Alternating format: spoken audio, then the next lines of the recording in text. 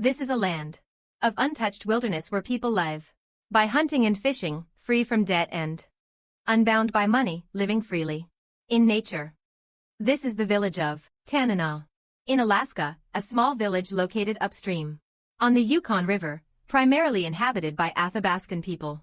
Living this summer a massive wildfire swept through this place even though the fire was controlled. But nearly 250,000 acres were burned, disrupting the lives of the villagers, especially food issues.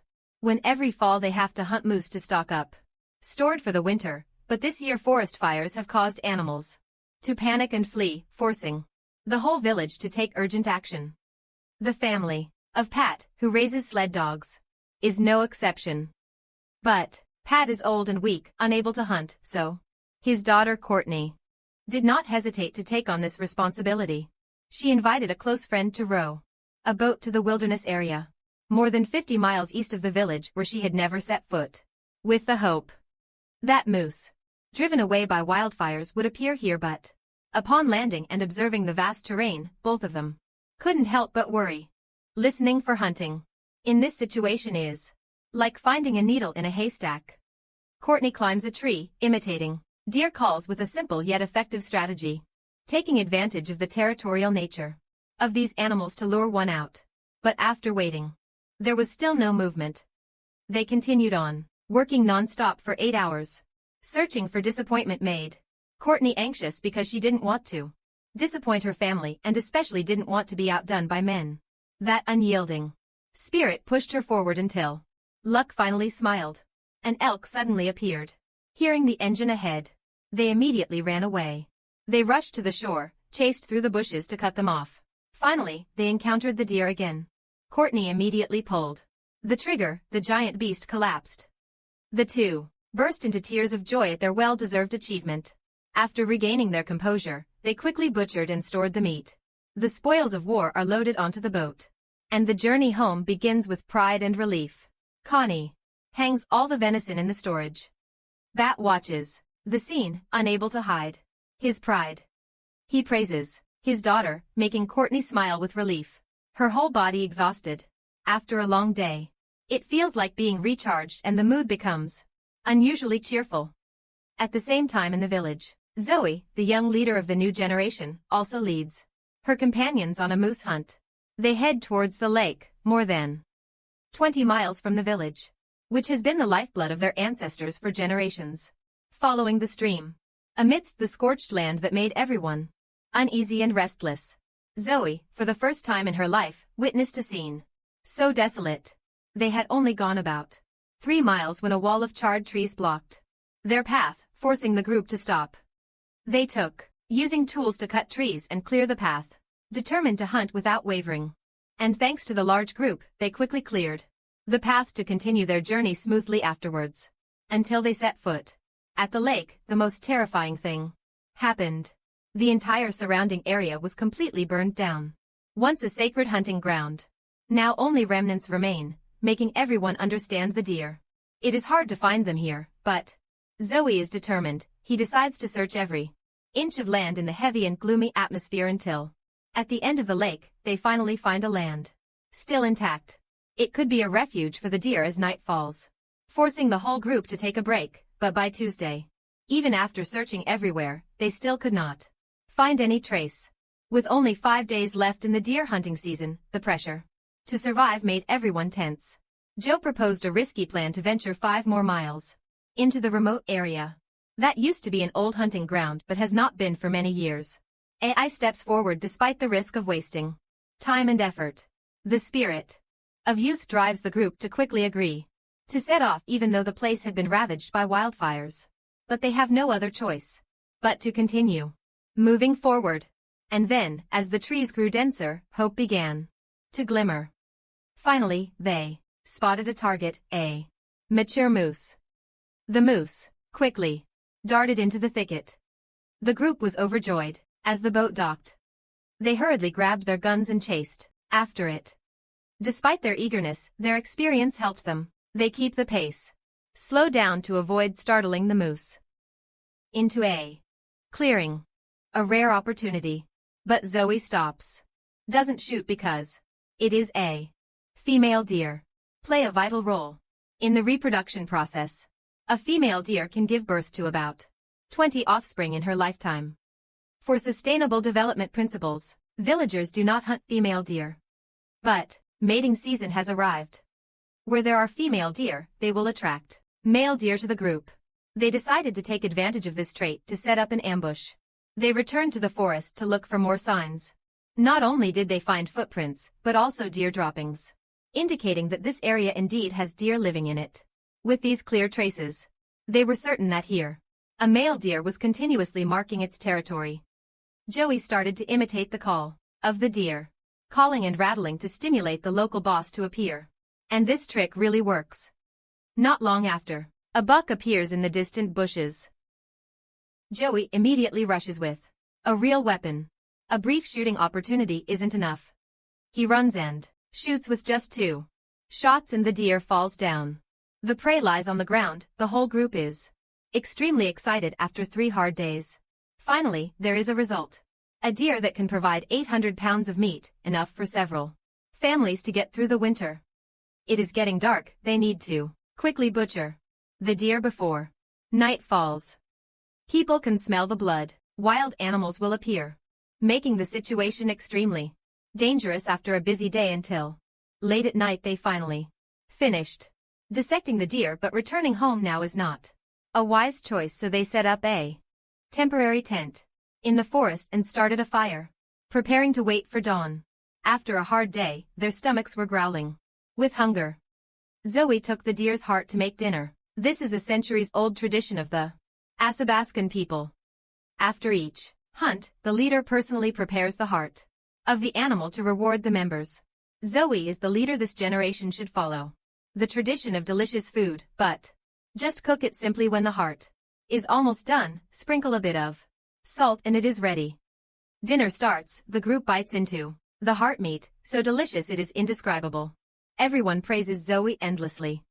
After eating their fill, they take turns keeping watch to avoid being attacked by wild animals until morning. After they loaded the venison onto the boat, they happily returned to the village and continued processing the meat.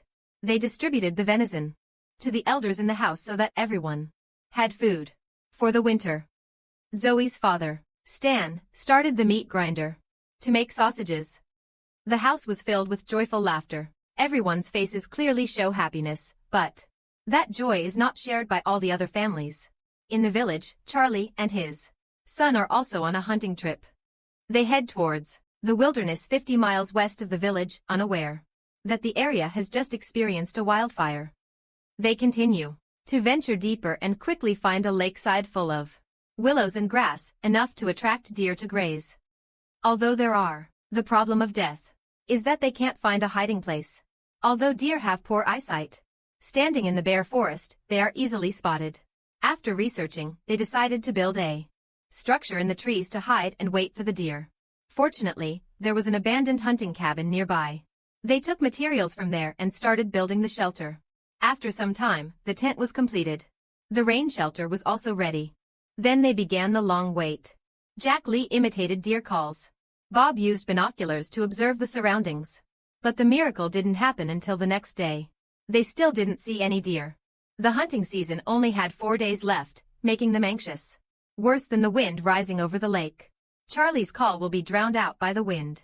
No longer effective, they immediately decide to climb down the tree. Patrol boat climbing while calling the deer's sound echoing everywhere.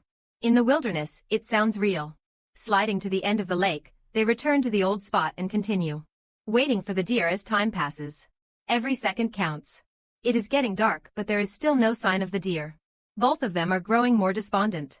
Just then, in their line of sight, a deer appears, and both of them immediately spring into action.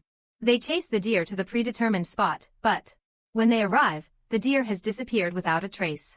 This outcome leaves them both disappointed. Hope just sparked. Hope is present. Now. The hunting season is only 4 days left and they must keep trying. Because deer are an essential food source for the Alaskan people every autumn. There is a short period for hunting. If they miss the opportunity, winter will be extremely difficulties, however, due to wildfires. Unusual this year, hunting has become extremely difficult. Charlie and his son have been out for days but still haven't found a suitable target. While the hunting season only has 2 days left, they are extremely anxious. Right at this moment, the crows fly up into the sky. Charlie becomes alert because crows usually follow animals to find food, so they just need to follow the direction of the crow's movement and they will have a chance to find deer. This is hunting experience passed down from their ancestors. The father and son follow the direction. The crow quickly spotted very fresh deer tracks, indicating the deer had just passed by. They eagerly followed the trail for a while. Bob heard something. They listened carefully and realized it was the sound of a deer from afar, indicating the target was near. Following the sound, they finally found a mature deer, right on target. They quickly approached, and before the deer could react, they discovered it and decisively pulled the trigger. The deer dropped instantly, hit in a vital spot. The son's shooting accuracy was impressive.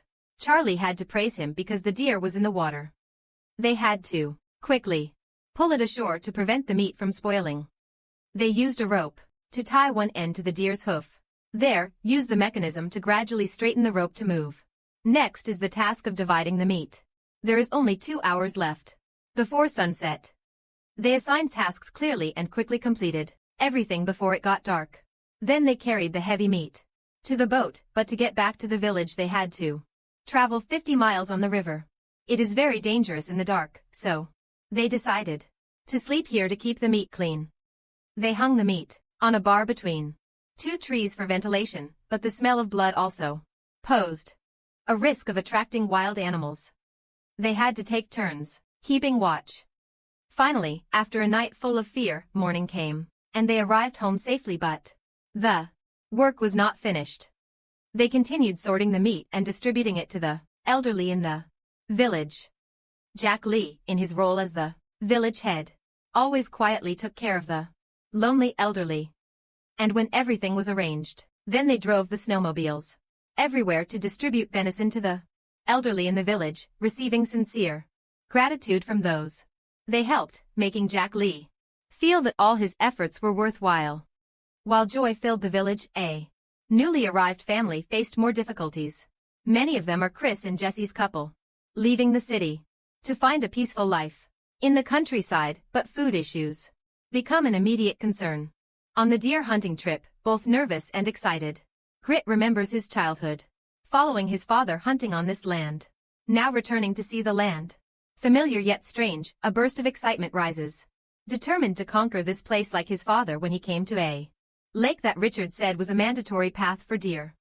They start looking for tracks, but instead see bear tracks, which frightens Jesse, making him constantly look around because of the chilling feeling as this season bears becoming aggressive to find food for winter. And Jesse's fear also comes from a friend who was attacked by a black bear. Right at that moment, the rustling sound in the bushes made Jesse panic, but Creed stayed calm, holding his gun firmly, not missing a single sign. Hugh waited for a while but did not see any animals. The rustling sound disappeared. Creed guessed it was a bear, but it was hiding, so they quickly withdrew to avoid trouble. Despite this incident, the two of them did not stop hunting. Now there are only 36 hours left. When the hunting season ends, it makes them even more urgent.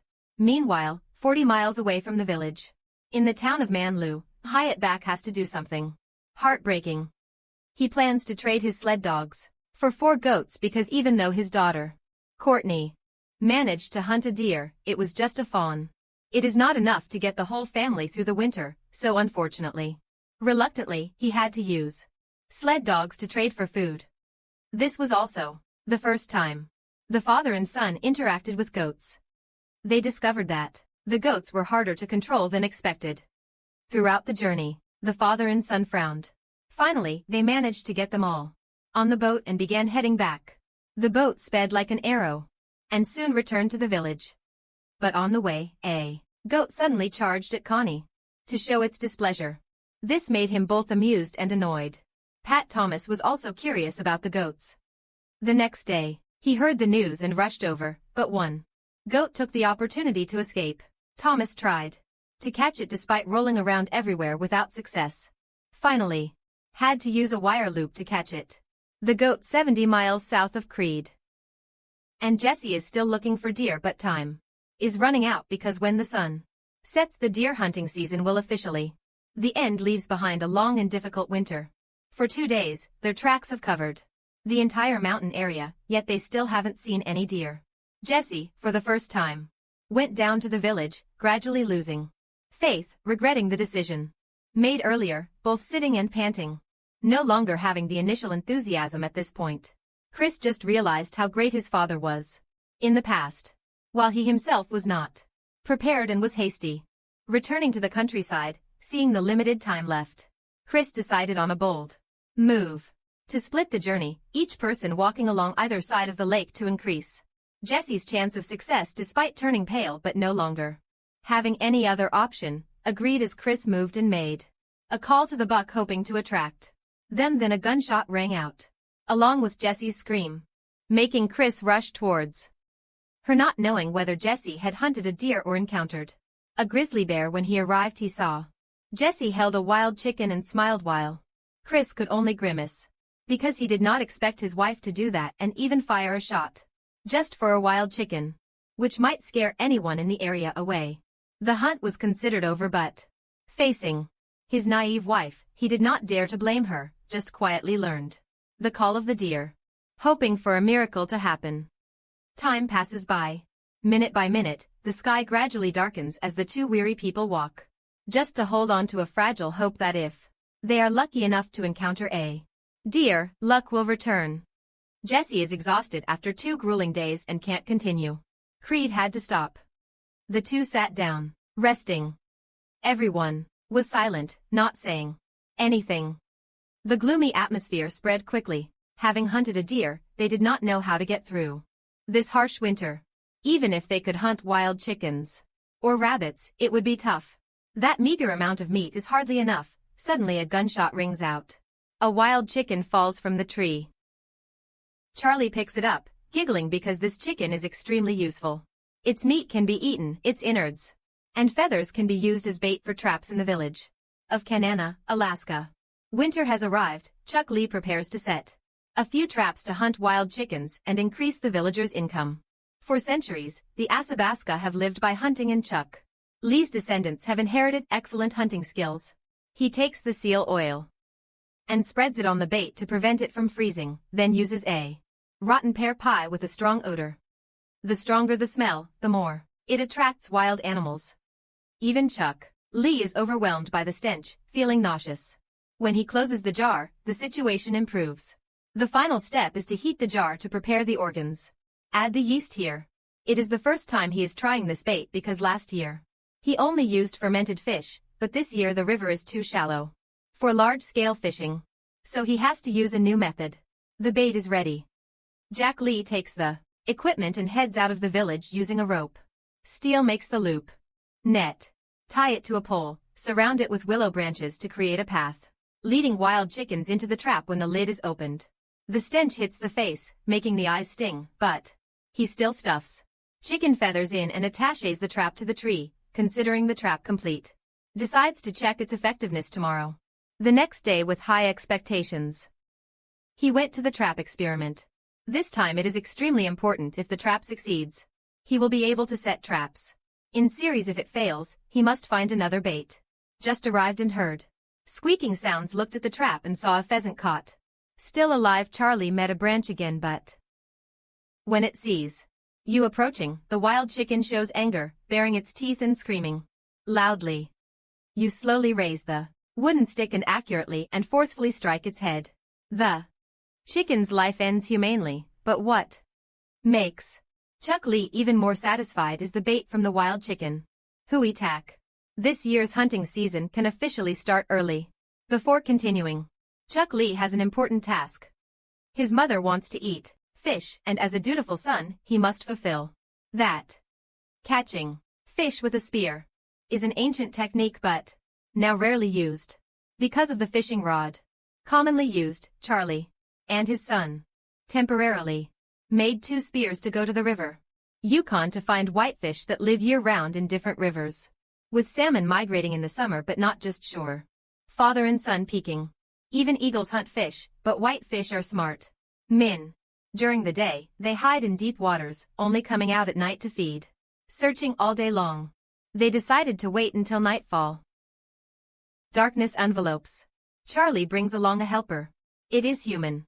Mike and his cousin light a small oil lamp in the dim light, quickly searching for white fish. They spot one lying at the bottom of the water. Charlie rushes in but, on the first try, the fish slips away. Undeterred, when encountering the second fish, Chuck. Lister raises his spear high and thrusts it down hard. The white fish does not stand a chance. The reaction to the spear hit shows their experience is invaluable. They caught the first fish, opening the door to increasing luck. Whitefish appeared, and the whole group became more enthusiastic. Even the younger ones had some success. After some time, they caught a total of 100 pounds of fish is enough for Charlie's mom to use throughout the winter. The next day, Charlie brings the fish home. His mom is overjoyed and invites everyone to join for lunch. They quickly clean them. Charlie's mom prepares fish. In no time, the dish is ready, and the family sits together to enjoy. Laughter and conversation fill the air. Complete family joy. Meanwhile, in a distant forest outside the village, Chris and Jesse have just moved in a small wooden house during reindeer hunting season. They didn't catch any, but life must go on. First, they need to chop lots of firewood to prepare for the harsh winter. If they lack it, they could get dangerously cold. Chris also plans to build a bathroom because his wife, since moving to the countryside, she has met the difficulty of bathing, especially in cold weather. He used a few old wooden planks to build a frame with 2 window frames. After half a day's work, a simple bathroom was born. Although it is crude, Jessie was still happy. Finally, no more bathing outdoors, naked. Her eyes sparkled with hope, while Chris was delighted because life started to look promising. A few days ago, they ate the emergency food supplies. Chris lost over 30 pounds. Early in the morning, they packed all the sledding gear. They headed out to the lake. Despite the breathtaking white scenery, they were not in the mood to enjoy it due to the pressure of food scarcity. A major challenge appeared, a deep hole blocking the way. Chris was surprised by this place. 20 years ago, it was just a small stream, even though you could not see the path around it. Chris suggested building a bridge. Jesse found it hard to believe, but there was no other way. Chris used a chainsaw to cut down a tree. He quickly cleared the bank, and the tree fell right into position, blocking the stream. Chris carefully walked up and trimmed the excess branches from the trunk. Jessie worriedly watches her husband, fearing he might get hurt if he falls. Sure enough, Chris almost falls, but luckily his foot catches on the trunk. However, the axe falls down. Jessie immediately rushes to help. In a critical moment, thanks to her effort to pull, Chris climbs up safely, and they embrace with relief. After calming down, they continue their work. There are still 3 more trees to cut to complete the plan to build a bridge that can withstand the weight of a snowmobile. Chris and Jessie plan to use large logs on both sides and smaller logs in the middle to ensure safety. However, when cutting the last tree, they encountered difficulties due to its distant location. They could only use ropes and pulleys to move each log individually. After a strenuous effort, they finally succeeded. They filled the gaps between the logs with branches, covering them with a thick layer of snow to level the bridge surface. After half a day of work, the bridge was completed. Chris started the sled, slowly advancing. Jessie stands on the other side. Guiding with perfect coordination, the sled crosses the bridge safely. Both feel an immense sense of achievement. After that, they continue their journey. It does not take long to reach the beaver trap site. They clear the layer of snow on the ice. Chris uses a chainsaw to cut a rectangular hole. Prepare a birch tree as bait because beavers like birch bark. He ties the trap loop to a stick and places it in the hole. Each hole has 4 traps. Cover it with branches to complete a beaver trap. They do the same, setting up 3 more traps. Around the next day, the couple carefully crosses the bridge to the beaver habitat. When checking the first trap, nothing at all, but the second trap is heavier inside. There is a small beaver, though it is tiny. It is a good start, they continue. Checking the other traps, unfortunately, no. More surprises, even the birch bait was eaten by the beaver. They are both happy and worried. The beaver is present but extremely cunning. The ability to catch it will determine the future of the two to continue surviving. Creed came up with an extreme way to hunt bears. Jesse was stunned because a friend had once been killed by a black bear. He couldn't imagine facing such a terrifying creature, let alone going. Grit's bear cave. The final persuasion attempt. Jesse agrees after breakfast. They set off on their way. Grit remembers seeing a bear cave while catching beavers. The thick snow makes the journey difficult. They are exhausted when they finally arrive. The bear cave appears before them, gloomy and frightening despite their mental preparation.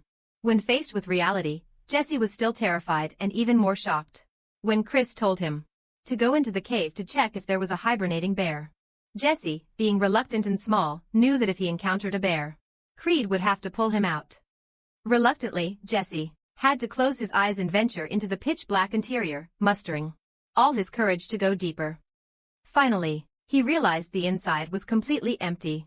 Chris felt both regret and relief. His emotions were turbulent, making him experience every level of emotion. After comforting his wife, the two continued searching for bear dens because bears often change their habitats. They walked step by step, finally reaching the hillside where they often hunt. Grit suddenly stop when you see bear tracks in the snow. Even though most bears are hibernating, there are still some roaming around. And now they have encountered one. Both draw their guns on high alert compared to the calmness of Jesse. Grit showing much more professionalism. In front of them is a bear den covered in ice on the roof, indicating inside there are animals breathing. Chris is cautious. He moves closer. It is pitch dark inside. He can't see anything. He calls out, "Jesse." Even though Jesse is trembling, her heart feels like it is going to jump out, but for the sake of food, she has to take the risk. Under the headlamp, they realize the cave is empty, but Chris still moves deeper, putting his whole body in. Immediately, a sound. The bear's growl echoed. Chris quickly pulled Jesse away. The awakened bear angrily crawled out, but waiting for it were cold bullets. The scene was horrifying, making Jesse terrified. On her face was a scratch that still makes her shudder when she remembers it. After calming down, they dragged the bear out.